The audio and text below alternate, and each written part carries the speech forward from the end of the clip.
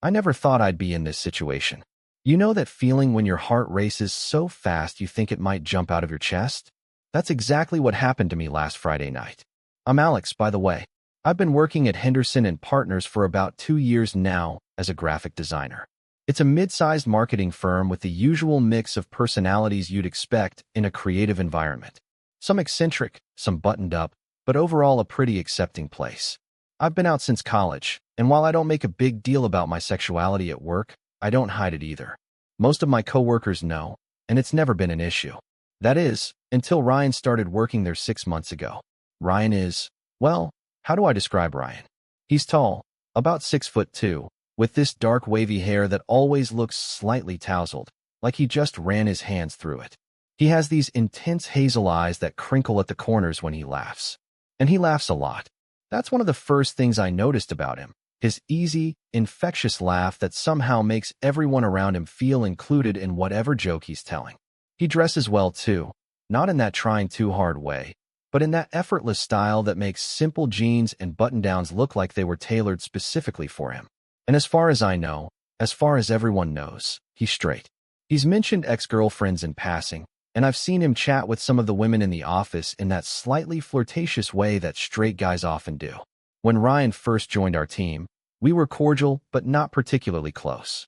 Our desks are on opposite sides of the office, and we worked on different accounts. But about 3 months ago, we were assigned to the same project, a complete rebrand for a major client. Suddenly, we were spending hours together in conference rooms, bouncing ideas off each other, staying late to perfect presentations. That's when things started to change, at least for me. Let me explain what I mean. At first, it was just small things.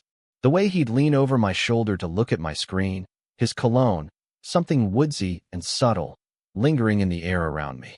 The way he'd bring me coffee without asking, remembering exactly how I take it. The way he'd defend my ideas in meetings, sometimes before I even had a chance to speak up for myself. These little gestures that could be interpreted as just being a good colleague, but somehow felt like more. There were moments, too, that made me wonder. Like the time we were working late, and he was telling me about his last vacation to Costa Rica. As he described the sunset on the beach, he looked at me with this intensity that made me forget what we were talking about. Or the time he complimented my new haircut, his eyes lingering a beat too long. Or how he'd find reasons to touch my arm or shoulder during conversations, casual touches that sent electricity through my body. But I kept reminding myself that he was straight, that I was reading into things because I wanted there to be something there, that this kind of wishful thinking would only lead to embarrassment and awkwardness at work. So I tried to keep my feelings in check, to maintain a professional friendship without letting my imagination run wild. That brings me to last Friday. We had been working on finalizing the presentation for our client, which was scheduled for Monday morning. The office had gradually emptied as people left for their weekend plans, until it was just Ryan and me, hunched over our computers, tweaking slides and rehearsing talking points. By the time we felt satisfied with our work, it was past 10 p.m., and the building was eerily quiet. "I think we've got it," Ryan said, leaning back in his chair and stretching his arms above his head. His shirt rode up slightly, revealing a sliver of his stomach. I quickly averted my eyes. "Yeah, I think the client's going to love it," I agreed, saving the file and shutting down my computer. "We make a good team." He smiled at that, a soft smile that made his eyes warm. "We really do." As we gathered our things and headed toward the elevator, Ryan asked, "Where are you parked?" "In the back lot," I replied. "You?" "Same," he said. "I'll walk with you." It was a simple offer, nothing unusual about it. We were heading to the same place, after all. But something about the way he said it, the way he looked at me, made my pulse quicken. The night was cool, with a light breeze that carried the scent of early autumn. The parking lot was dimly lit, most of the spaces empty except for a few cars scattered around. We walked in comfortable silence for a moment, our footsteps echoing on the pavement. "So, any plans for the weekend?" Ryan asked, his hands in his pockets. "Not really," I admitted. "Probably just catch up on sleep and maybe do some laundry. Exciting stuff." "You?" "My sister's in town, so family dinner tomorrow night. But otherwise, I'm free." He paused, then added, "Maybe we could grab a drink or something, to celebrate surviving this project?" I glanced at him, trying to read his expression in the shadows. Was he just being friendly? Or was there something more to the invitation? Yeah, that sounds nice, I said, trying to keep my voice casual. We reached my car, a blue Honda Civic that I'd had since college. I fumbled with my keys, suddenly feeling nervous. Well, this is me, I said, turning to face him. What happened next still feels like something from a dream.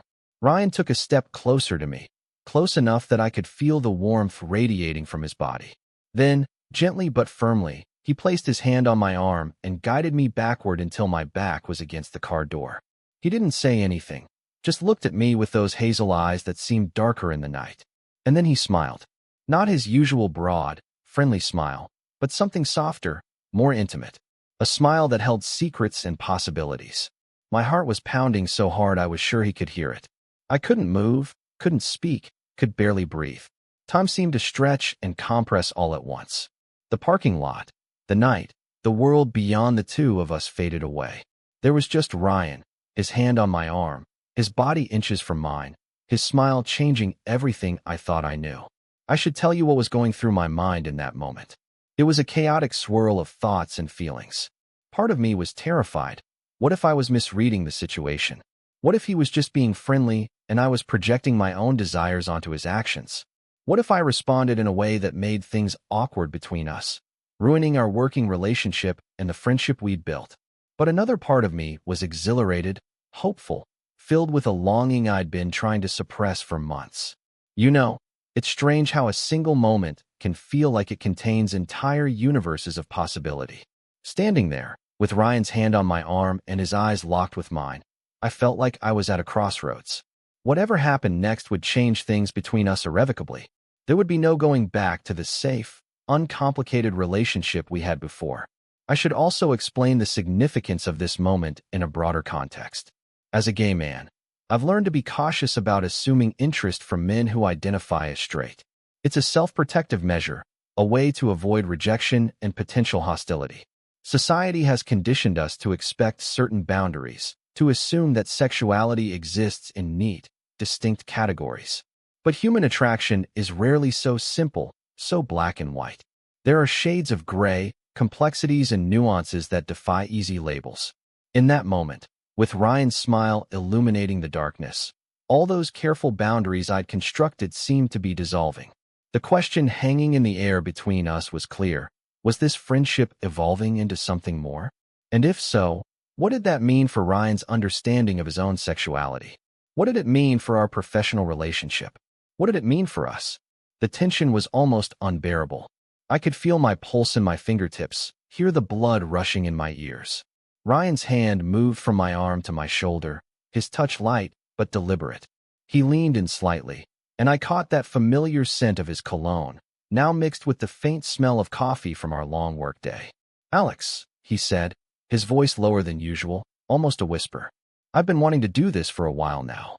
Before I could process what was happening, before I could respond, he closed the distance between us and kissed me. His lips were soft, the pressure gentle at first, as if he was giving me the chance to pull away. But I didn't want to pull away. Instead, I found myself responding, my hands moving to his waist, drawing him closer. The kiss deepened, becoming more urgent, more certain. His hand moved to the back of my neck, fingers threading through my hair. It felt right in a way that surprised me, like something clicking into place that I hadn't realized was misaligned. When we finally broke apart, both slightly breathless, Ryan rested his forehead against mine.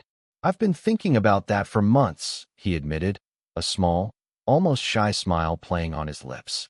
I found my voice at last. "But I thought, I mean, aren't you straight?" He finished my question, then shrugged. "I've always been attracted to women. But then I met you and, I don't know.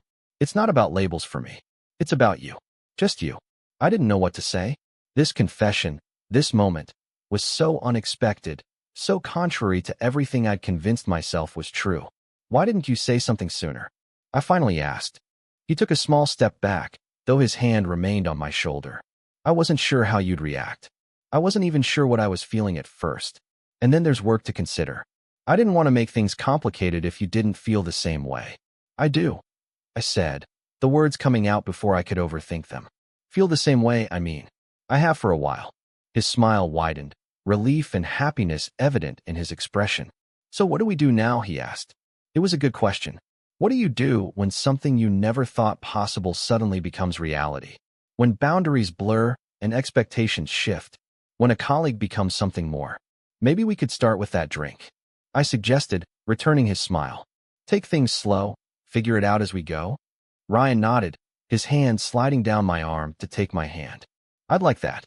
We stood there for a moment longer, the night quiet around us, our fingers intertwined. It was a beginning, uncertain and thrilling. Neither of us knew exactly where this would lead, what challenges we might face. There would be conversations about identity and expectations, about work boundaries and personal feelings. There would be moments of doubt and moments of clarity. But in that moment, none of that mattered. What mattered was the connection between us, the honesty we'd finally found, the possibilities that stretched before us. As I drove home that night, my mind replayed the moment against the car door over and over. The way Ryan had looked at me, the way he'd smiled, the way everything had changed in an instant. I thought about how easy it is to make assumptions about people based on labels and categories, how those assumptions can prevent us from seeing what's really there. I also thought about courage. Ryan's courage in acting on his feelings despite the uncertainty, my courage in acknowledging my own. It takes bravery to step outside the lines society draws for us, to follow our hearts even when they lead us in unexpected directions. The following week at work was both strange and wonderful. We maintained professionalism during office hours, but there were secret smiles across meeting tables, lingering glances in the break room, text messages that made me blush at my desk. We had that drink over the weekend, which turned into dinner, which turned into hours of conversation about everything and nothing. We talked about our childhoods, our dreams, our fears. We talked about what we were feeling, this unexpected connection that had developed between us.